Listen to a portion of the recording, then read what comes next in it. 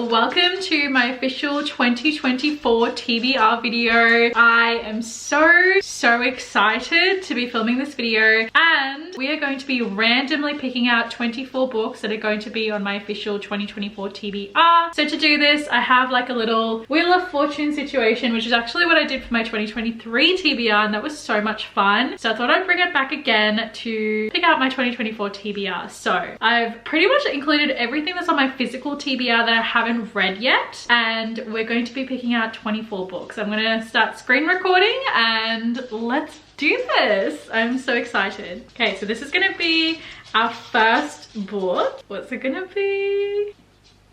Okay, so our first book is going to be Hopeless by Colleen Hoover. So I'm gonna take that off my shelf. Okay, so this is the first book that we have got. So this is Hopeless by Colleen Hoover. This was on one of my monthly TBRs, I think, for 2023. I think this was also on my 2023 original TBR too. So I clearly did not read that. So this is the first book that we have. I honestly have no idea what this book is about, but I am interested to read it because I've heard a lot of good things. So this is our first book. So let's spin again and pick out our second book.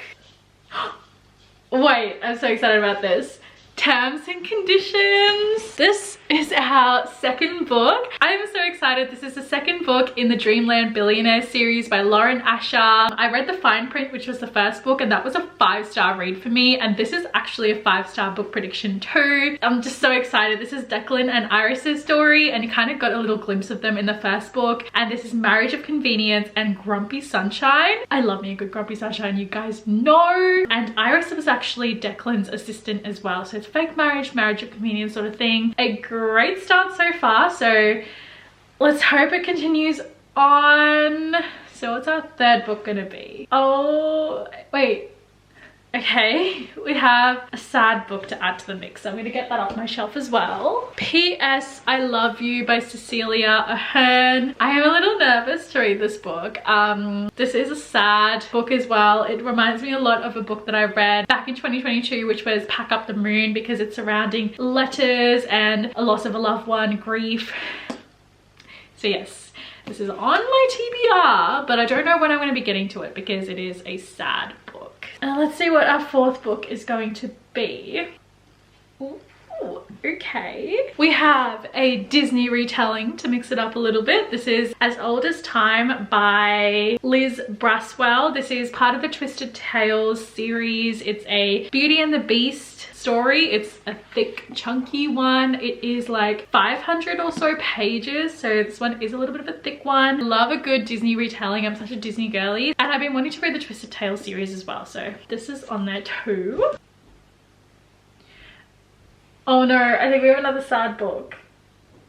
We do. Oh my gosh. Okay, we've got 2 sad books so far. A Thousand Boy Kisses by Tilly Cole. I don't think I have seen a single person not cry to this book when I've seen these pop up on Book Talk on BookTube, so I'm nervous. Maybe this is a sign that I need to film a reading sad books for a week video or something, because 2 sad books so far, and I know I've got a few other sad books on there too, so I'm scared. I know, I have a feeling I'm gonna cry in this. I don't know anything about this book, but based on seeing so many other people cry to this book, I'm a little scared. This is gonna be our 6th book. Oh, okay. This is Love and Gelato. I'm not gonna go take that off my shelf because Love and Gelato is actually in a box set and it's like all literally still in the package, so I'm not gonna go take that. But Love and Gelato is a little young adult romance set in Italy, which I think is gonna be so fun, like European summer vibes. This is our 7th spin now. Oh no. Marriage for One by Ella Mays. If you guys have watched my previous videos, you know that I read one of Ella Mays' other books, To Love Jason Thorne, and that was a 1-star read for me. That entire book gave me the ick, and I have a few of Ella Mays' books on my bookshelf, and I've been kind of putting them off because of how traumatized To Love Jason Thorne made me. But I have heard a lot of people say that they didn't like To Love Jason Thorne and they loved Marriage for One, which is a marriage of convenience romance. So that does give me hope. Rachel Catherine loved this book and I trust Rachel's opinion. So hopefully I like this, because she didn't like To Love Jason Thorne either, but she loved this book. So this gives me hope too. And this is, I think, number 8. We have Something Wilder by Christina Lauren. I wanted to read this last summer. I'll not really in summer. I wanted to read this back in June, which is Aussie winter, but I wanted to read this in prep for my summer vacation and I just never got around to it. So I am definitely looking forward to reading this one because it's a second chance romance and they're like adventure scavenger hunting, which I think is going to be so fun. Number 9 is going to be... Wait. Oh, I am not looking forward to this one. No, I thought it was going to be landing on An Honest Lie, but did not. It has landed on My Life Next Door by Huntley Fitzpatrick. I actually DNF'd this book this year. I was really struggling to get into it. It was really boring. I actually got this for a blind date with a book and I did not enjoy it and I was actually thinking of donating it, but I added it onto this generator and clearly I got it, so maybe this is a sign that I need to give it a second chance. I'm not really that excited about it, but it's okay. Next book we have is another book that I DNF'd. No way, not 2 in a row. I actually didn't DNF this for any like specific reason. It wasn't that I wasn't enjoying it or anything. I just DNF'd this book because I was wanting to wait until MasterChef was on TV so I could get real MasterChef vibes, because this is what that book is kind of like. So this is Love and Other Disasters. As you can see, I've still got the bookmark. I stopped off at page 115, so got over 100 pages in and I was really enjoying it, but then I put it down because I'm like, I want to save this book for when MasterChef is on so I can get the real experience, because this book is actually set in a cooking show. I wanted that vibe, and then I didn't even end up watching MasterChef, so I forgot about this book. So maybe I won't wait for MasterChef next time. I'm just gonna go into it. But yeah, got 2 books in a row that I actually DNF'd in 2023. So let's spin again and see what the next book is.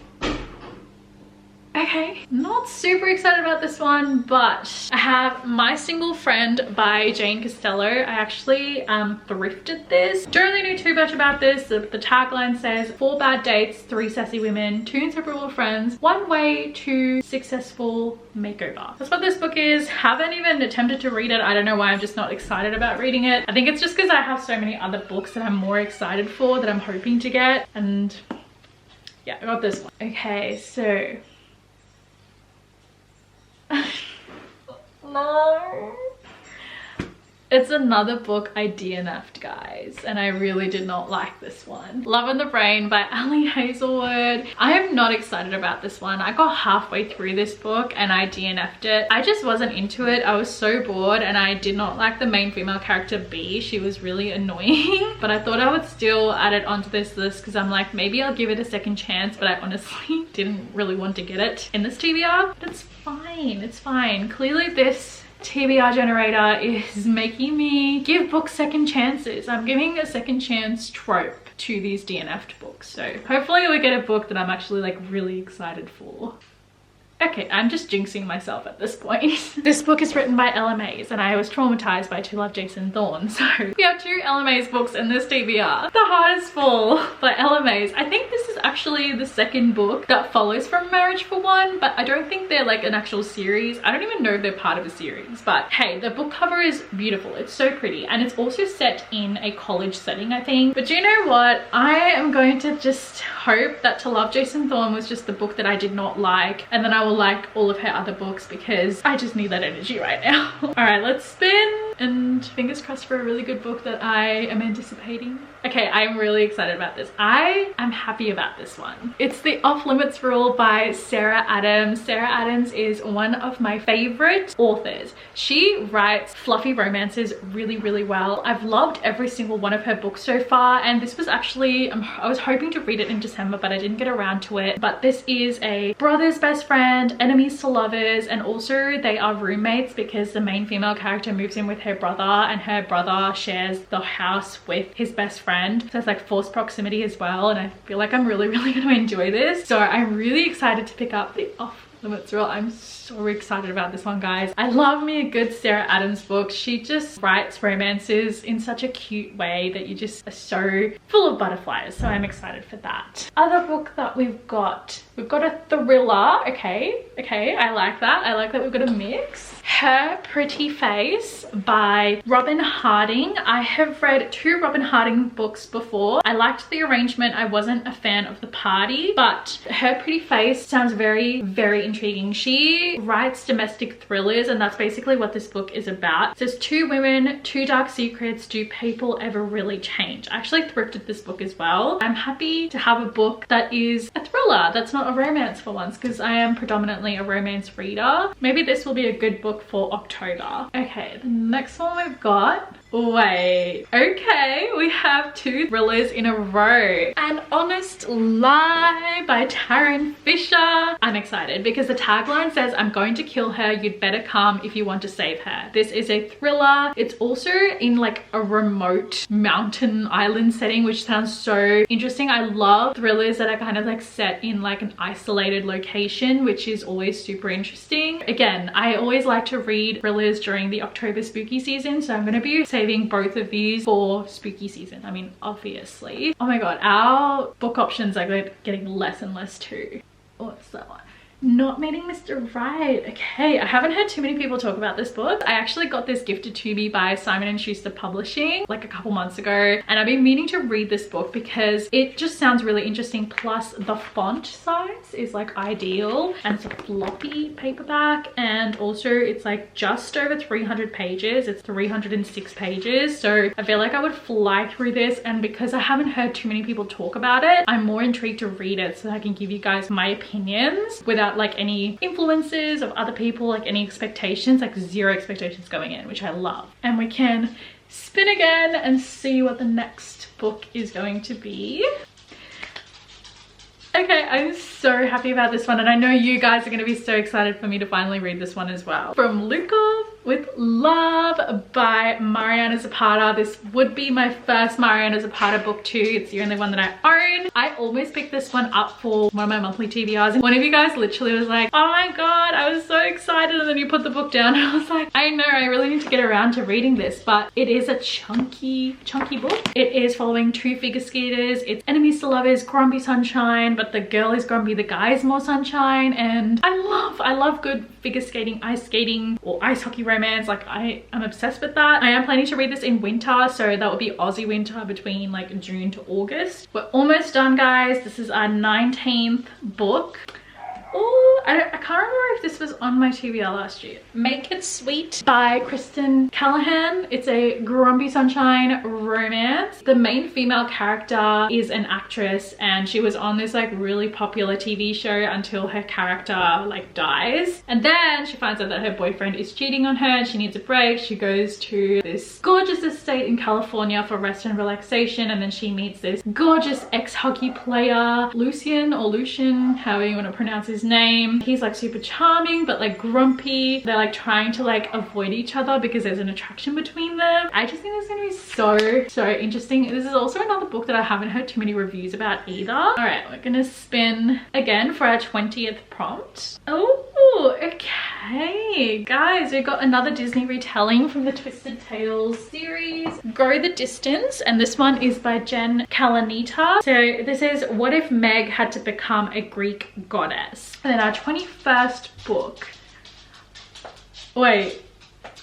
Yes, I am so happy about this. I love a good Taylor Jenkins Reid book. I think this is the only TJR book that's left on my physical TBR after I do buy our very own TJR, Taylor Jenkins Reid. So this is a marriage on the rocks trope. We follow Lauren and Ryan. Their marriage is completely on the rocks, and they decided to take like a year apart from each other, kind of like build and grow on their own and like have no contact with each other whatsoever, which I think is such an interesting concept. Very unrealistic though, but like it just sounds so interesting. Like they're going to be going completely 1 year apart where they can't contact each other, embark on their own self-discovery. I don't know if we get dual POV. I feel like we don't, but it will be interesting if we do, and I wonder how this book is going to turn out. Like, I honestly have no idea how it's going to end. 22. What is going to be number 22? We have got...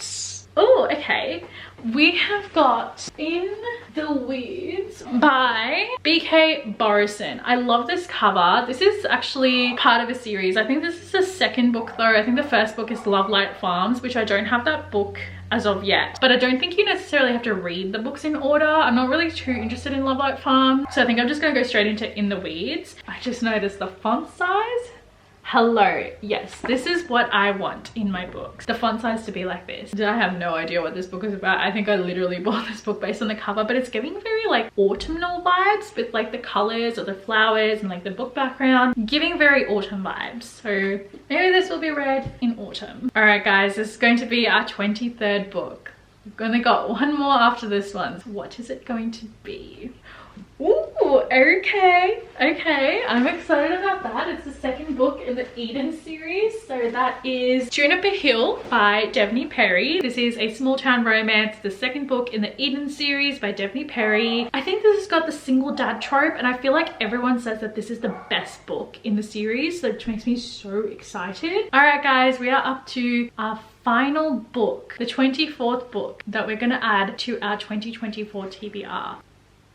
Okay, I am happy with that. To conclude the 2024 TBR, our 24th and final book is My Mechanical Romance by Alexine Farrell Fulmer, which is a YA romance, and it's also a competition trope. We follow our two main characters who are like little nerdy, except the guy is actually the captain of the football team and he's in the robotics club, and they are about to go into a robotics championship competing against each other, but then they've actually end up falling in love along the way, even though like they're competitors. That's what this book is. It's also very, very short as well. So that officially concludes this 2024 TBR video. I cannot believe we're literally just sitting here and filming this video. It feels like just yesterday, as cliche as it sounds, that I filmed my 2023 TBR, and we're doing it again for 2024. Like, that is crazy. But let's actually see if I end up getting to these books, because the 2023 TBR that I did not read. I mean, I did read some of them, but I didn't read a lot of them. That was on the list, but this was really fun to do nonetheless, because I don't think I would have been able to pick these 24 books by myself if it wasn't for this random generator helping me out. But let me know what you guys are hoping to read in 2024, what your reading goals are. Would love to know. But if you guys enjoyed watching this video, please give it a huge thumbs up and subscribe to my channel down below, because I post new videos every single week, and I will see you all in my next video. Bye.